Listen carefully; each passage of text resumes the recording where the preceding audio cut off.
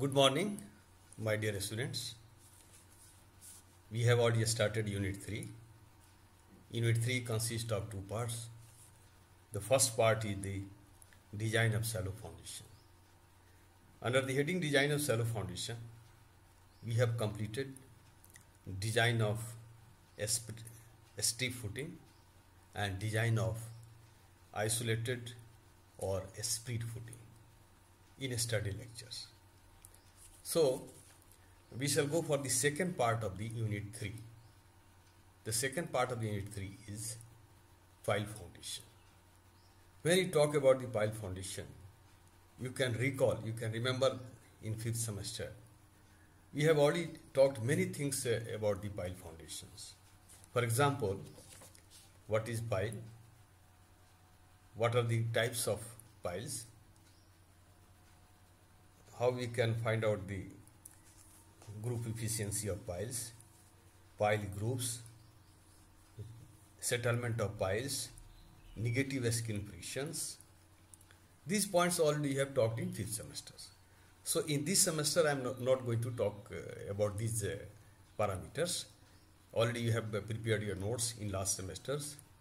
You can go through it, right? So now the remaining parts of the pile foundation we shall discuss. For example, necessity of deep foundation or pile foundation, single and under-rimmed piles, pile installation. These things we shall talk in this chapter now, which are remaining, which we have not discussed in this 5th semester, right? So we shall go for the pile foundation now, which we have not talked in the 5th semester. So as you know, when the soil at or near the ground surface is not capable of supporting a structure, we have to go for deep foundations. That means we have to drive the piles up to the deeper strata. What are the various types of deep foundation? I already have told you in 5th semesters. However, once again I will tell you, piles. Piles also comes under the deep foundation. Piers, caissons or well foundation. And definitely a pile is a structure member made up of steel, concrete or wood. We have already talked in 5th semesters what are the materials used for the construction of the piles: steel, concrete, wood. These are the materials. And definitely it is the components of the structure.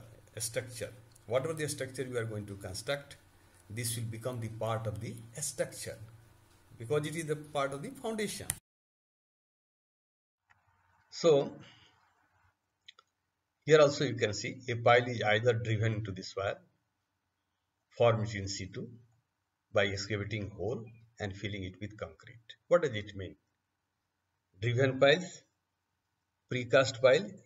Precast pile is the driven piles. We are going to use the drop hammer for driving the piles when the precast pile is there. But in case of cast in situ piles, already I have told you, we have to make a hole at the side and then we shall put the reinforcement, and after that we shall fill with the concrete. That is called a cast in situ pile, right? You see that pier, this is also the second deep foundation. Sometimes question is asked, what is the difference between pile foundation and pier foundation? P-I-E-R, pier. Sometimes people used to say pier also. So this is also a cast in situ pile. This is also a pile, cast in situ pile. But what is the difference? Difference is the diameter. If the diameter of the cast in situ pile is more than 60 centimeter or 0.6 meter, in that case it is called a pier foundation, right? Caisson, in the beginning also I have told you what is caisson. Caisson is a hollow, watertight box or chamber which is sunk. Which is sunk means which is dipped, immersed through the ground for laying a foundation underwater. If you want to go for the construction of bridges in rivers, in that case we have to go for the caisson or well foundation. And ultimately, Carson becomes an integral part of the foundation. It will remain there itself. Because Carson you have used to remove the water, to make the bottom of the river bed dry, so that you can go for the further excavations for the construction of foundation. Now we shall go to the next topic, necessity of pile foundation. Why, why pile foundation is required? What are the necessity? What are the requirements? This is also very important questions which is asked in your exam. Necessity of pile foundation. The first necessity says that when upper soil layer is highly compressible or highly weak, suppose at your site soil is very weak, ground surface is very weak, it is highly compressible, and you have to construct the heavy structure. In that case, you have to go for the pile foundation.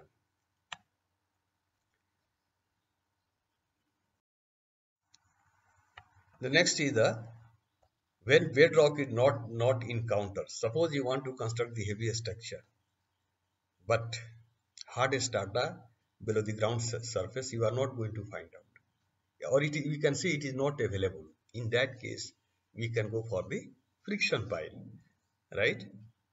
Friction pile. This is the friction piles. The next is the when sub when when subjected to horizontal forces, pile foundation is required, because pile foundation resist bending and support the vertical load transmitted by the superstructure.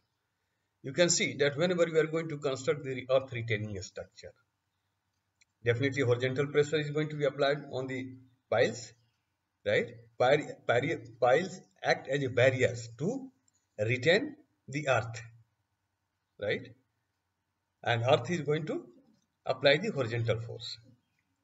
And when you are going to fill the lowland area, or suppose you want to construct the heavy structure at the site where the area is lowland, in that case we have to go for the seed pile so that you can retain the soil, and on that filled up area you can construct the structure. So what is going to happen? The piles which you have used as a retaining wall is not going to take the horizontal forces created or generated by the earth, but once you have constructed the structure, it is also going to apply the vertical load. It is also going to take the vertical load. You can see here this situation occurs in earth retaining structures and foundation of tall structure which are subjected to high wind and earthquake forces. For example, transmission tower or high-rise buildings. Definitely on high-rise building wind pressure will be there. So in that case, we can go for the pile foundation. Next we can see when at your site expensive and collapsible soil is there up to great depth, right, from the ground surface. So what will happen? If you are going to construct the shallow foundation, there will be chance of collapse, there will be chance of settlement, because expensive soil, as you know, expensive soil, when you are going to mix water, it will swell, and in summer season it will dry. So if you are going to construct the shallow foundation in the zone of expensive soil, there is a chance of settlement. What do you mean by collapsible soil? The example of collapsible soil we can see, it is called a loess. Loess is also a type of collapsible soil. Here it is defined, a fine-grained unstratified accumulation of clay and silt deposited by the wind is called a collapsible soil. So what is the property of collapsible soil? If you are going to add water, it will break, it will collapse, right? That is the property. Wherever you are going to add water in expensive soil, example black cotton soil, it will expand, but this will break. Collapsible soil will break. So both soil is not suitable for the shallow foundation. And once it is available at the great depth, we have to go for the pile foundation.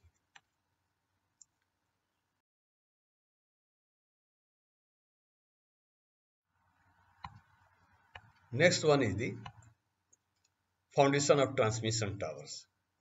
transmission towers, electric towers is also there.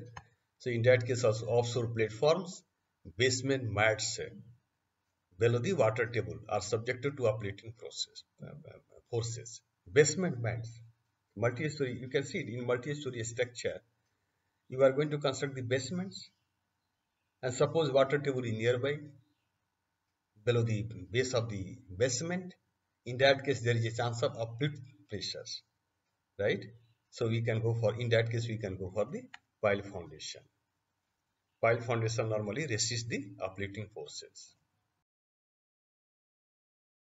Next is the bridge abutments. The bridge abutments bridge abutments piers are constructed over pile foundations. The bridge abutment you can see here. If you are not going to provide this pile foundation here, this area will be exposed due to the erosion. So in that case, this foundation of this pier, this is the pier, right? And the it will become weak due to the erosions. So in that case, you have to go for the pile foundation, right?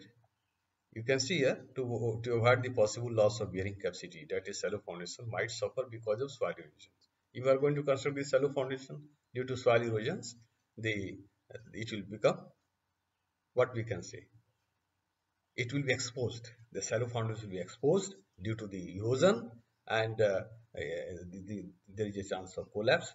The foundation will become weak, right? So in that case, we have to go for the pile foundation. The next is the when the plan of a structure is irregular relative to its outline and load distribution. Sometimes you can see whenever you are going to construct the structure in such a way, it will have different types of projections, or we can say that at some place, look, you are going to provide more structure load compared to the other locations. So in that case, it is better to go for the pile foundation, not for the shallow foundation. So if you are not going to provide the pile foundations, in that case, if the plan of a structure is irregular, there is a non-uniform settlement, hence collapse will be there. That is called a differential settlement will occur. And the next point is, when you are going to construct the foundation in deep water, right? In that case also pile foundation is required. So those are called a necessity of pile foundation. Necessities of pile foundation. You see, the necessities of pile foundation and uses of piles more or less same. You can also understand here what is the use of piles. The first use of the piles, what? It carries the vertical compressive load coming through the structure. So we have already discussed and studied in fifth semester the point bearing loads, point bearing pile or end bearing pile. That means what?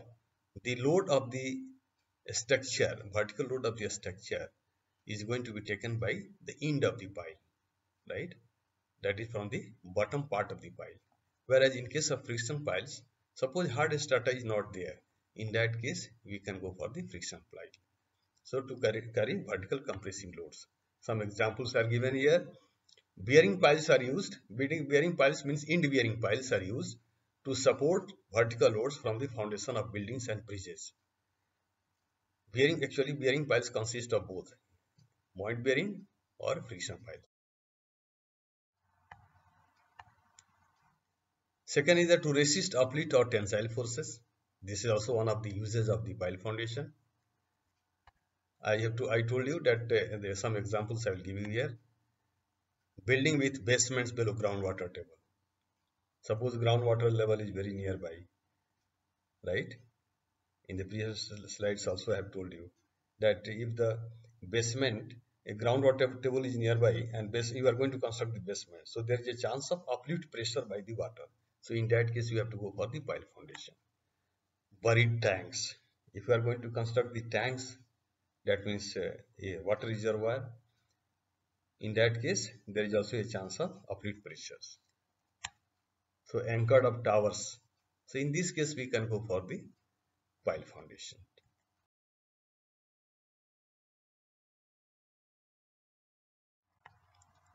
Next is the to resist horizontal or inclined loads.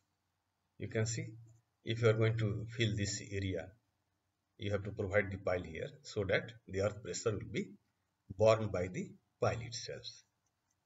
Here also you can see or laterally loaded pile. The horizontal pressure is there. Seat pile wall. Here this wall is filled. This area is vacant. So what is going to happen? The load is taken by the pile itself. The foundation of retaining walls. This is also a retaining wall. You can see the seat pile is also a retaining wall.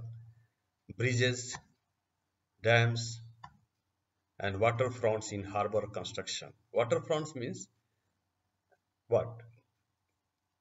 Suppose near the sea beach, right? The harbor is also there. Ships are coming. If you are not going to provide the sheet piles, in that case, what will happen?